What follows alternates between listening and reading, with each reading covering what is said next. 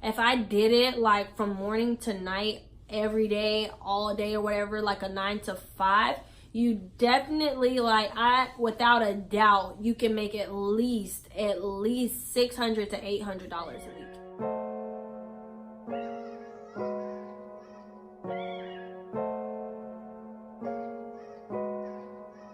What's up, everybody? It's your girl Aisha, and I'm back with another video. If it's your first time joining my channel, welcome, and if you've been rocking with me, welcome back. So as many of you guys know, I do Uber Eats as like my #1 side hustle. I've been doing it since probably November of last year.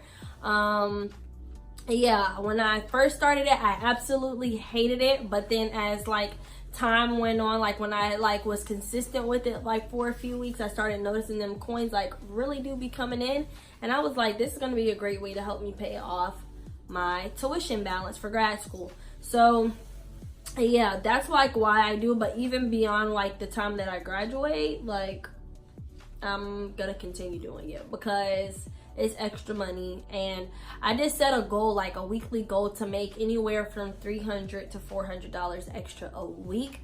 That's my personal goal, and I know that in order to get to that goal, I need to do at least like 50 rides. At least 50 rides a week, not in a day, y'all, God no, but yeah, at least 50 rides in a week. And it really depends on the distances. Like, I prefer longer distance rides, like rides that are over 5 miles, just because like it just helps me do less rides in one night. And typically I go online for about 3 to 4 hours a day, every evening almost, unless I just don't feel like it, I have too much of something else to do, or yeah, if I'm just not feeling it, like I would just stay in the house instead. But yeah, so I'm just gonna like get into like some of the pros and cons, I guess. Some of the pros and cons, your earning potential, and just some things to like look out for. So I stay in Dallas, which is like a prominent area for Uber Eats, I guess. Some people's areas are smaller, so they don't really have that advantage. But definitely I would say that you have the earning potential doing Uber Eats. Say if I were to do it full time, I would be more than okay.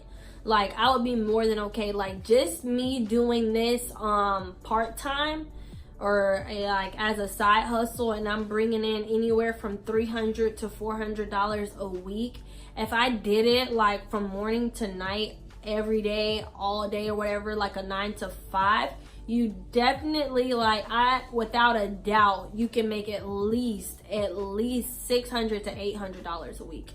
Like, if you're consistent like that, and that should be minimum, like, that you can make. So you think about that and you compare it up against like a 9 to 5 job or whatever, like, you can make more than people who work a 9 to 5, like doing Uber Eats. And that is just the God honest truth. Like, I wouldn't do it, and a lot of people are opposed to it because, like, you know, the maintenance on your car, and it's like runs up your miles and stuff or whatever. But it's a great opportunity to take advantage of. Like, there's really money out here in these streets, because not only that, like, you're your own boss. You schedule whatever time you want to work or whatever. Like, you go online when you want to, you go offline when you want to. You don't have to check in with no boss, no nothing, like anything like that. And then your taxes, another positive thing is your taxes automatically come out. A lot of people have thought that the fare that they receive, taxes are going to get taken out of that fare. No, but the amount that you receive is the amount that you cash into your bank account.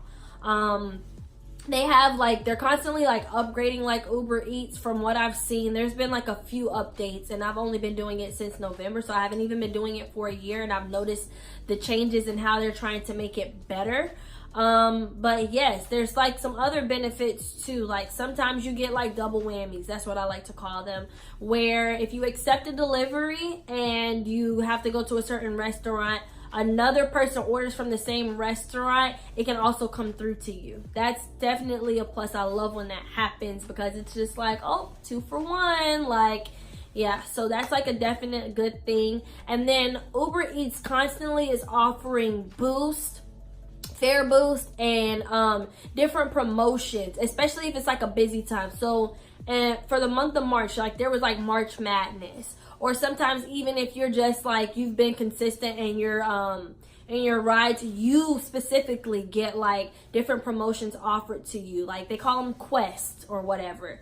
And so like when you complete a quest, you can get an extra $9 for every 3 rides. Or one of my favorite ones that just happened a couple of weeks ago is you get an extra $3 for every delivery you complete from this time to this time.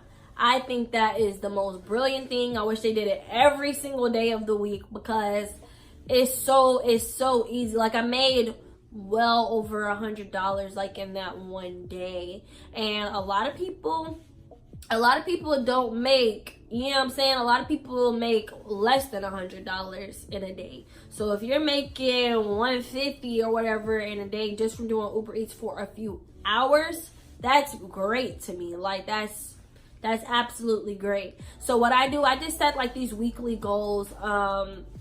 I know now I've been like aiming towards, at least 350 in a week. I used to be 400 because it was easier to get $400 in a week around November to January time period, because they always had like the boost on their payments.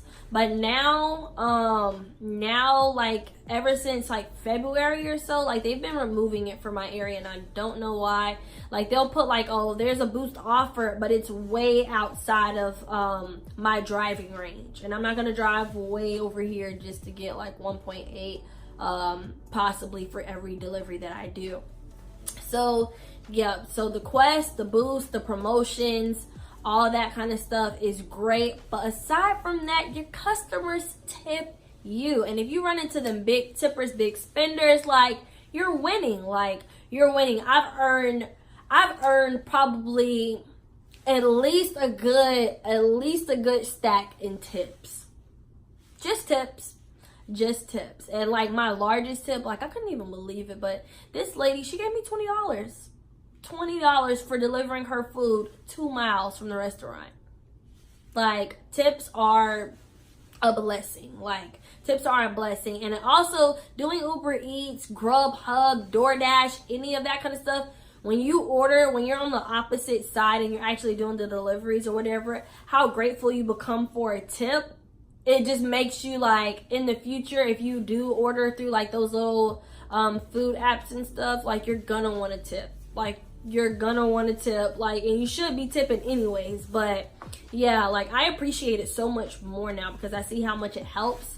Because some rides can be little of nothing, y'all, like little of nothing. But yeah, definitely have patience or whatever and determine when are the peak periods in your area. So for me, I typically do 5 p.m. to 9 p.m. because everybody's just getting off work and everybody's hungry. And then on Sundays I don't drive like that late. Well, I try not to, at least, because I start like right after I get out of church, because everybody who's wanting breakfast or they just got out of church and they want lunch, like, is also a prime period, at least here in Dallas. So yeah, like if you're considering Uber Eats as a side hustle, I definitely encourage it. Grubhub, DoorDash. I've never tried the other ones, but there's definitely top earning potential within that little side hustle. So I hope this video helps you. If you're considering Uber Eats, go for it.